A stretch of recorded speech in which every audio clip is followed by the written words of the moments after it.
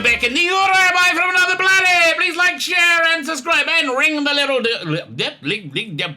ring the little bell. Ring the little bell so you're notified when new videos drop. And Doctor Who, the Doctor Who world is a bit all of agog right now. There's a new Doctor Who coming on Sunday. Doctor Who that looks like it's going to be probably very, very bad. Why do we think it's going to be very, very bad? Well, because I think the other 2 seasons of this Doctor Who have been very, very bad. You know who else thought they were very, very bad? A gentleman by the name of Alex Lees. He thought they were very, very bad. Now, fortunately, Alex is also a bit of a good writer, so he wrote a book that continued the Capaldi run of Doctor Who while sidestepping the Jodie stuff and doing it absolutely brilliant. I've got it right here. There we go. Actually, this is a sequel book. This is season 13. The book I'm reviewing right now is season 12. This is the second review I've done for this book because it's a reasonably big book. It's a full season of Capaldi. So the first one was the first 6 parts, and this review will be the second 6 parts. Hopefully, I'll remember to put the link to get the book and also to Alex's YouTube channel. So you can go check it out for yourself. Listen, it's free on his channel, or you can buy the book. I recommend buying the book because it's pretty darn good, if I may say so. Pretty darn good. Before we get into it, can you hit the like button? That'll be fan-dabby. Double dozier. That'd be really fantastic. Can you hit the share button? Fan-dabby double dozier, if such a thing as possible. Like, share, subscribe. Yes, everybody should subscribe. I'm not one to hand out advice willy-nilly, but if I was, the advice I would give, subscribe to my channel. Why? You want to make a rabbi happy. I guess that's a good enough reason. Then like, share, subscribe, comment, let me know what you think. Fine. Doctor Who season 12. So what the hell is this? So I saw Jodie Whittaker's Doctor Who. I was very excited for it. I was like, yeah, let's see what a female Doctor Who's like. I've never seen that before. It'll be good.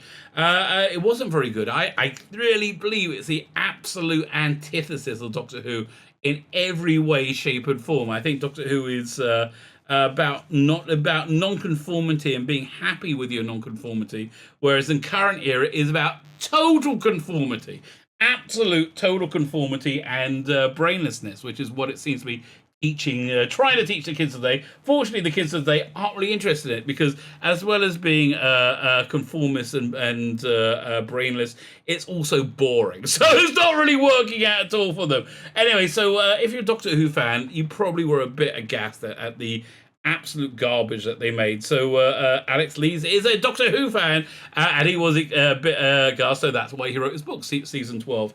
So if you're like me, you love Capaldi. I absolutely adored Capaldi's Doctor. I thought it was fantastic.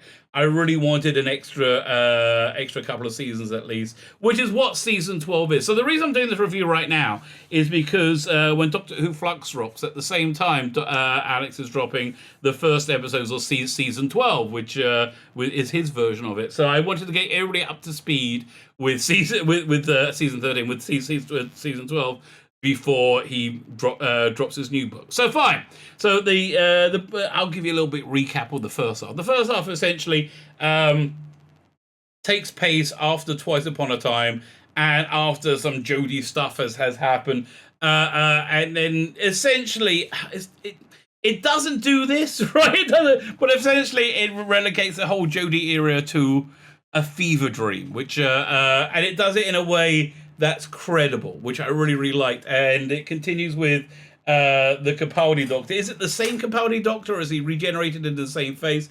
Doesn't really matter. They just kind of call him the 12th Doctor, right? So that's who he is. So something I really like about this is I really wanted a Paul Whitehouse season or 2 of Capaldi Doctor, because I wanted to see another creative voice take him on, right? So I think that's very interesting. I think that's kind of gives me it's the sort of thing I'm into, right? I just think that really works.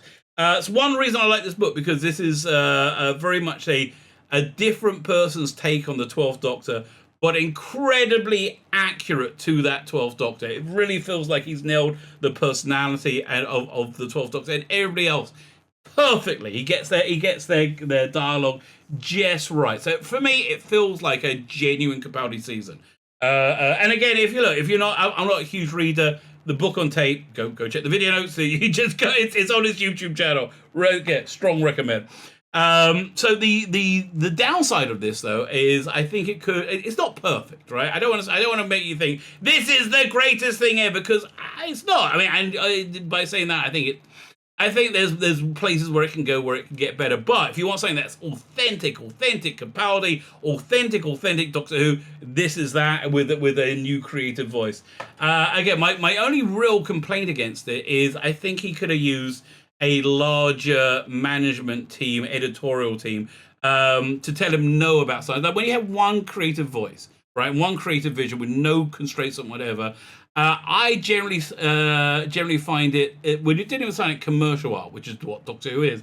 I generally find it weaker than when there are constraints put on it, right? I think when you have some kind of when you have people say no, don't do this instead, or you block it, then you're forced to grow. And I just think you end up with a better product, which is where I think you are. Having said that, this is still pretty darn good, right? Pretty darn. My criticism of the first is the same as in the first review. It's still a touch fan wanky, right? There's a lot of older characters that you know in it that come before. It's a touch, but the world building is really fantastic as it goes to different worlds. My favorite, by the way, is still in the was it the third or fourth chapter? It's the was it Old Telos, and I really like the world building he did for that. Anyway, so what's basically happened so far is the universe is sort of falling apart.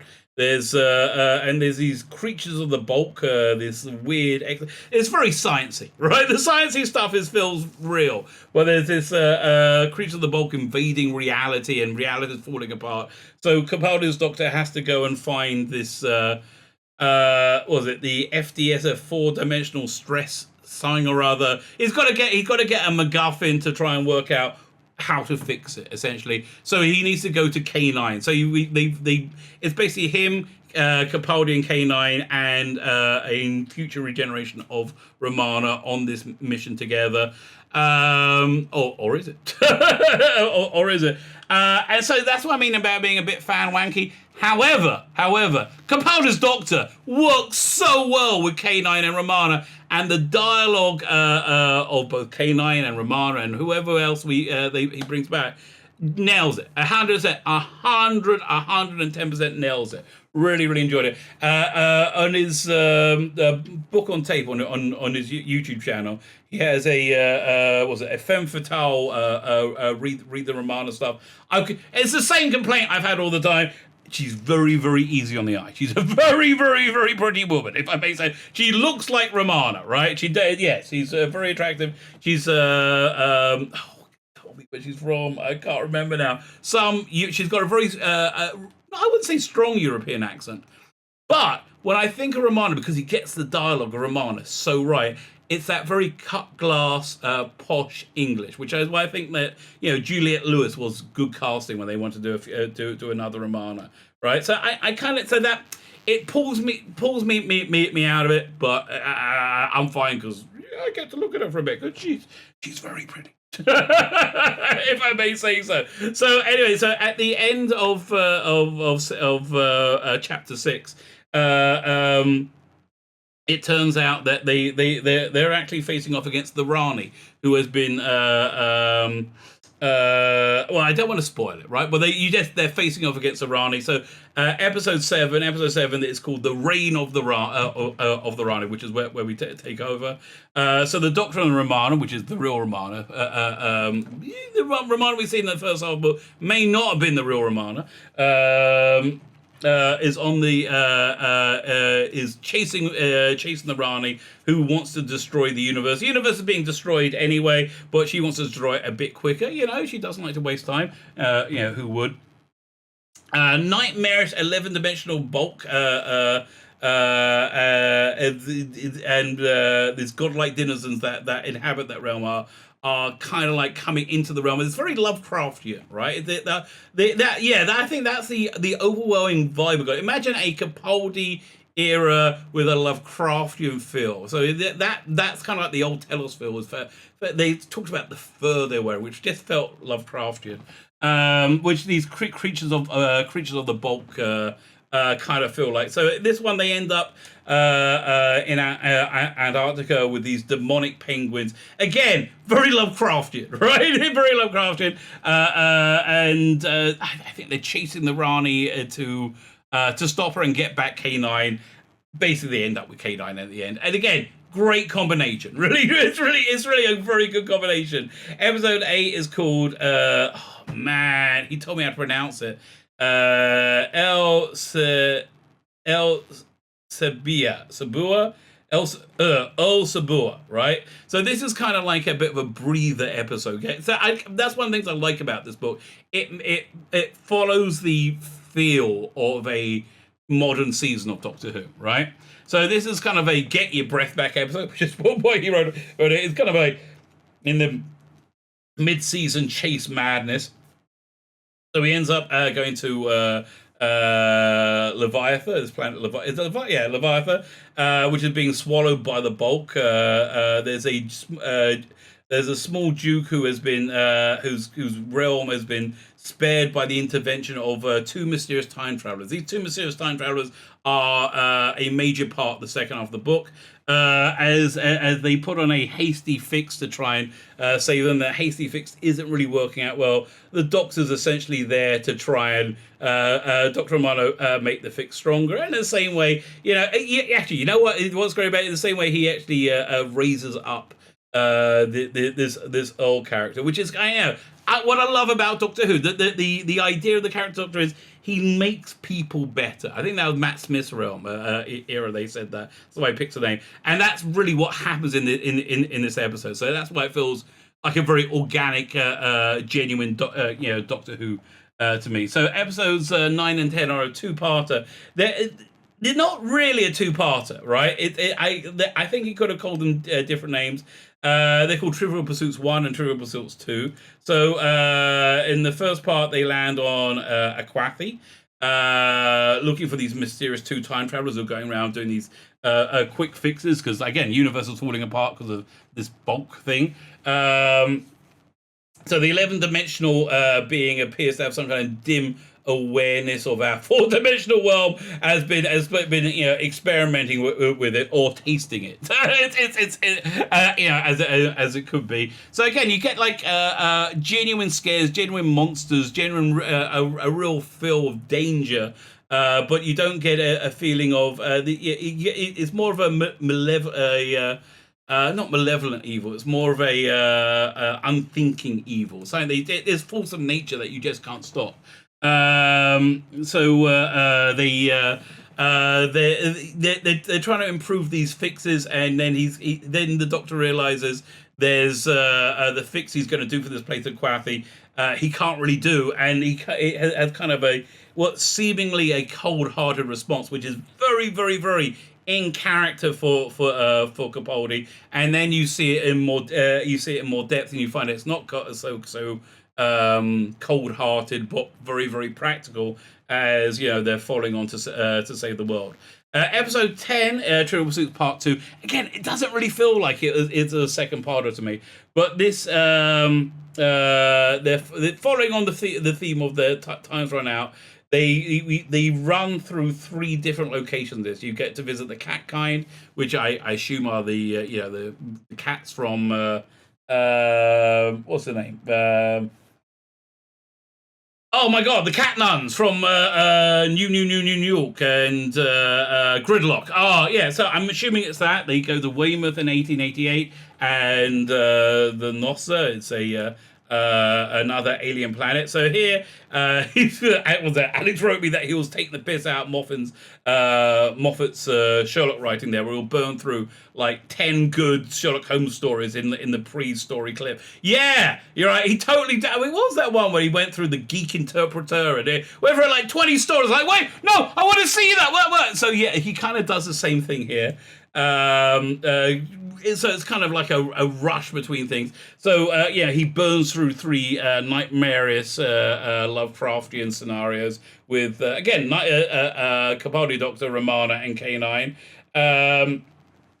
But it's still, yeah. I even though he's taking the piss out of that, I still enjoy it, right? I still think it's a fun little story. Episode 11, the end of the line. You get to find out what's really going on. They arrive on a. It's not mentioned as such, but it very obviously is a red weed covered world. So this is kind of some riff on War of the Worlds. This is another world that the Martians must have taken over and colonized. There's lots of these living dead creatures that the Bulk have taken over. We meet this new character, Wrong Good, that then leads us to the mysterious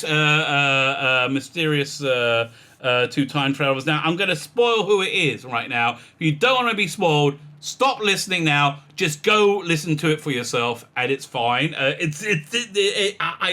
I might even recommend that. So, spoiler warning. Fine, we're done.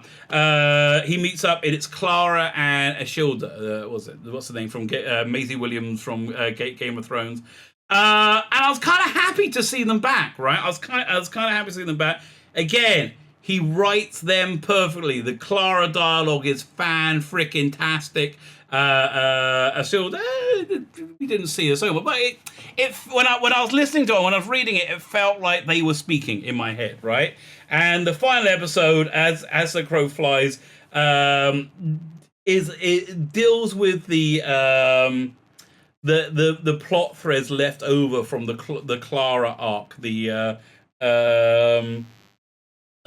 Chase the Raven thing. Fantastic ending. I mean, the ending truly perfect. Capaldi ending leaves him essentially. Does it leave him alone on the TARDIS, or does he go off with Romana in the end?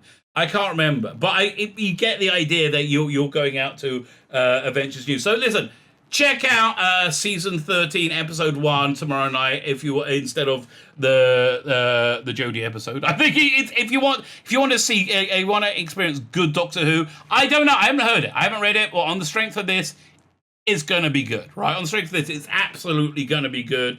Go check out. Go and check out my recap and review of the Jodie episode. I'm watching it so you don't have to. I'm going to be on at 8 p.m. UK time. The clocks are changing a day earlier in Israel than they are in the UK, which means I'm only an hour ahead, which is so good for me. Right, just so basically, I get to stream an hour earlier, so it's so good. So yeah, I'm watching it so you don't. And then I'm going to be doing a review of season 13. Each episode, because for me, this is the Doctor Who I really want. Strong recommend. Go check it out. Go and support independent creators as well. You know, so for that reason, I would recommend buying yourself a copy of the book. It's great, and also it's actually very good. So you're not just doing a meritorious thing. You're actually getting something pretty good out of it. My name is Tzvi Lebetkin, the Rabbi from another planet. Please like, share, and subscribe, and ring the little bell. Ring the little bell so you're notified when new videos drop.